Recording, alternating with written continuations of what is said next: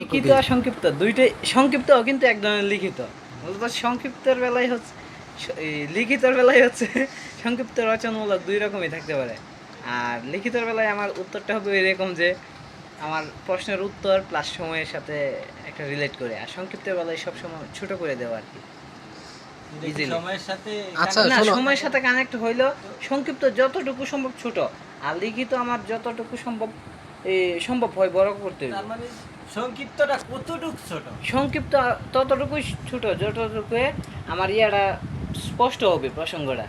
আচ্ছা শোনো, আমি বলি, বলেন। লিখিত সংক্ষিপ্ত প্রশ্ন কি লিখতে হয় না? আমি আগেই আচ্ছা, বললাম তার আগে যে এটা লিখিত বলো, আর তুমি সংক্ষিপ্ত তার আগে দুইটাই এটা বলো যে লিখিত লিখিত আসলে কাকে বলে? লিখিত কাকে বলে? লিখিত যেটা লিখবে যেটা লিখবে। সংক্ষিপ্ত সংক্ষিপ্ত কি না লিখেও হয়?